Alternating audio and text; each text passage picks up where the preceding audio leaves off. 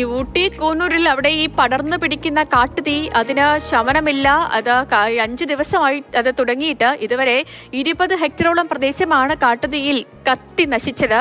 100ഓളം ജീവനക്കാർ ചേർന്ന് തീ അണയ്ക്കാനുള്ള തീവ്ര ശ്രമത്തിലാണ്. ഇന്ത്യൻ വ്യോമസേനയും ദുരന്ത നിവാരണത്തിനായിട്ട് രംഗത്തിറങ്ങിയിട്ടുണ്ട്. വിനയ് ഉണ്ണിച്ചേരുന്നു. വിനയ്, ഈ കഴിഞ്ഞ 5 ദിവസമായിട്ട് കാട്ടുതീ ഇങ്ങനെ പ്രദേശത്ത് കത്തിപ്പടരുകയാണ്. ഈ പറഞ്ഞ പോലെ 20 ഹെക്ടറോളം ഭൂപ്രദേശവും ഇതുപോലെ കത്തി നശിച്ചു. ഇന്നിപ്പോ ഈ നമ്മുടെ ഇന്ത്യൻ വ്യോമസേനയും ദുരന്ത നിവാരണത്തിനായിട്ട് എത്തിയിട്ടുണ്ടല്ലോ. അപ്പോൾ എങ്ങനെയാണ് ഈ രക്ഷാപ്രവർത്തനം അല്ലെങ്കിൽ ഈ തീ അണയ്ക്കാനുള്ള നടപടിക്രമങ്ങളൊക്കെ മുന്നോട്ട് പോകുന്നത്?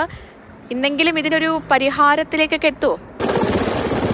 ഇത് മാർച്ച് 12-നാണ് ഊട്ടിക്ക് സമീപം കുനൂർ മേഖലയിൽ ഈ കാട്ടുതീ പടർന്നു പിടിച്ചത്. സ്വകാര്യ വ്യക്തിയുടെ ഭൂമിയിൽ തീ കൊടുത്തതോടുകൂടിയാണ് പിന്നീട് അത് മറികടന്ന് വനമേഖലയിലേക്ക് കൂടി തീ പടർന്നത്. നിലവിൽ 20 ഹെക്ടറോളം വനഭൂമി കത്തി നശിച്ചിട്ടുണ്ട്. മറ്റ് ആളപായമോ അല്ലെങ്കിൽ മൃഗങ്ങൾ മരിച്ചതായോ വിവരമില്ല. പക്ഷേ വലിയ രീതിയിൽ തന്നെ കാട്ടുതീ പടർന്നു പിടിക്കുകയും ഈ മേഖലയിലാകെ വനഭൂമി കത്തി നശിക്കുകയും ചെയ്തിട്ടുണ്ട്.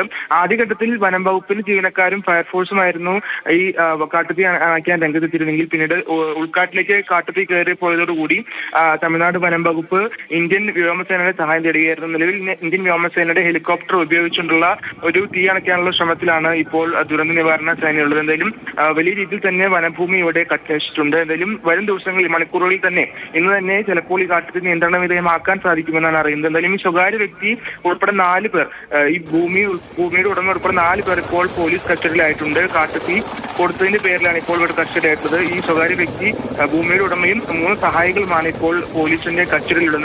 എന്തായാലും തീ നിയന്ത്രണ വിധേയമാക്കാനുള്ള കഠിന പരിശ്രമത്തിലാണ് തമിഴ്നാട് വനം വകുപ്പും ഇപ്പോൾ ഇന്ത്യൻ വ്യോമസേനയും.